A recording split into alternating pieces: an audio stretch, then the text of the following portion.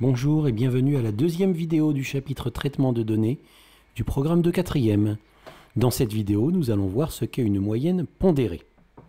Commençons par un petit problème. Le tableau ci-dessous représente la répartition des notes de 846 admis à un concours de recrutement. Donc on a lancé un grand concours pour recruter des gens à l'échelle nationale, comme on fait pour des fonctionnaires. Et il y a eu 846 personnes qui ont réussi ce concours. Et voici les notes que ces 846 personnes ont eues. Par exemple, il y a 4 candidats qui ont eu 18. Il y a 16 candidats qui ont eu 17. Il y a 113 candidats qui ont eu 14. Il y a 165 candidats qui ont eu... Vous avez trouvé? 165 candidats ont eu 12. D'accord? Et moi, je voudrais calculer la moyenne de toutes ces notes-là, des 846 notes. Alors, comment est-ce qu'on ferait? Est-ce qu'à votre avis, on va pouvoir faire comme auparavant? On va additionner toutes les notes et on va diviser par 846?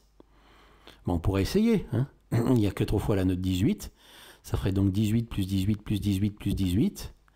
Il y a 16 fois la note 17. Ça ferait donc plus 17 plus 17 plus 17 plus 17, etc. 16 fois. Ça commence déjà à faire lourd.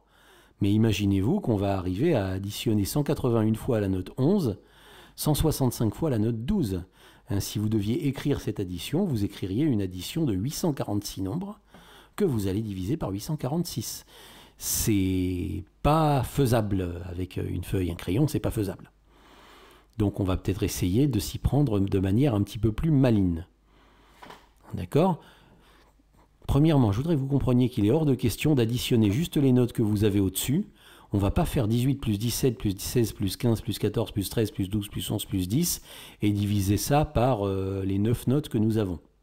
C'est pas possible. Parce que si on faisait ça, on donnerait exactement le même poids dans la moyenne à la note 18 qui n'a été attribuée que 4 fois et à la note 12 qui a été attribuée 165 fois. D'accord ?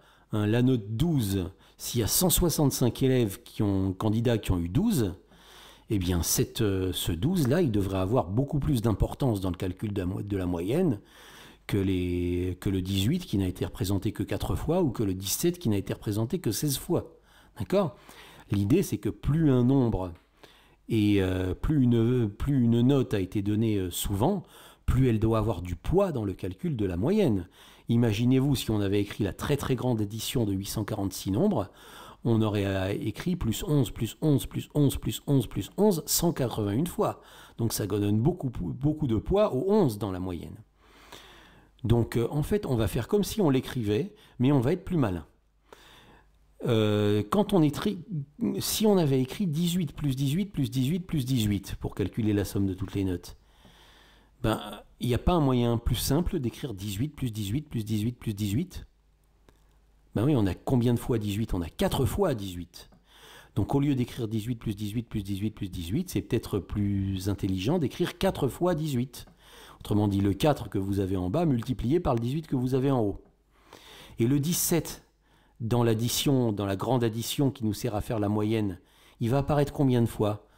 Il va apparaître 16 fois.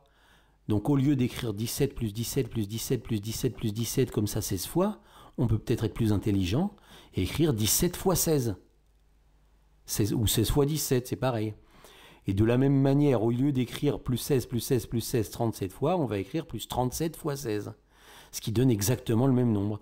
Et là, vous voyez, ça nous raccourcit considérablement le calcul. On se sert de la multiplication pour éviter d'avoir à réécrire une addition qui se répète sur elle-même je ne sais pas combien de fois. Et donc, en fait, ça va nous donner un calcul qui est toujours assez long, mais imaginez-vous combien il a été raccourci par rapport à l'énorme addition de 846 nombres qu'on aurait dû faire. Donc voilà, le calcul de la moyenne. Combien de fois j'ai 18? On va le lire ensemble, de gauche à droite. Combien de fois j'ai la note 18? J'ai 4 fois la note 18, donc je marque 4 fois 18. Combien de fois j'ai la note 17? J'ai 16 fois la note 17, donc je marque 16 fois 17. Combien de fois j'ai la note 16? J'ai 37 fois la note 16, donc je marque 37 fois 16. Combien de fois j'ai la note 15? J'ai 56 fois la note 15, donc je marque 56 fois 15. Combien de fois j'ai la note 14? J'ai 113 fois la note 14, donc je marque 113 fois 14. De la même manière, j'ai 151 fois la note 13, donc je marque 151 fois 13. J'ai 165 fois la note 12, donc je marque 165 fois 12. J'ai 181 fois la note 11, donc je marque 181 fois 11. Et enfin, j'ai 123 fois la note 10 et je marque 123 fois 10. Et tout ça, je le divise par combien? Ben, j'ai 846 notes, donc je divise par 846. Si j'avais écrit la grande liste des notes, j'aurais 846 notes. Et c'est exactement par ça qu'il faut que je divise. N'oubliez pas que vous travaillez sur la grande liste de nombres, celle qui est trop compliquée à écrire et qu'on remplace par le tableau. Mais c'est cette grande liste-là dont on calcule la moyenne. Et ça, c'est peut-être long, mais d'une, c'est beaucoup moins long que la grande addition qu'on aurait dû faire. Et de deux, ça se rentre à la calculatrice et ça se calcule. Donc si vous rentrez ça dans votre calculatrice, vous allez y passer une petite minute et vous allez le calculer et vous allez obtenir environ 12,44. Ça ne fait pas un nombre entier très agréable à lire, donc on arrondit comme on peut. La moyenne de ces notes, c'est d'environ 12,44. Voilà, et ça c'est d'où l'idée de la manière pondérée, de la moyenne pondérée. Donc on a, là vous voyez que chaque note a reçu le poids qui lui convient, a reçu un poids, une importance proportionnelle au nombre de candidats qui ont obtenu cette note. Et on procède de la même manière lorsqu'on veut calculer la moyenne de valeurs qui n'ont pas toutes la même importance dans la situation que l'on a. Par exemple, des notes qui ont des coefficients supérieurs ou des notes qui ont des coefficients inférieurs. Par exemple, un contrôle qui compte coefficient 4 face à un devoir maison qui compte coefficient 1, on fait exactement la même méthode de calcul. Vous avez vu qu'on fait les multiplications en colonne, on multiplie chaque nombre par le nombre du dessous, on additionne le tout et on divise par le total des effectifs, qui est 846 ici, soit le total des effectifs, on vous le donne dans l'énoncé, soit vous le calculez. Là, comment on aurait pu calculer le 846 s'il n'avait pas été donné? Ben, il aurait fallu faire le nombre de candidats total, c'est-à-dire 4 plus 16 plus 37 plus 56, etc. Vous pouvez vérifier si vous voulez que ça fait 846. Et donc l'idée de la moyenne pondérée, ben, c'est un calcul de moyenne, mais quand il y a quand les nombres se répètent, quand les valeurs se répètent un grand nombre de fois, plutôt que de les additionner plusieurs fois les mêmes, plutôt que d'additionner 13 plus 13 plus 13 plus 13 151 fois, ben je multiplie 151 fois 13.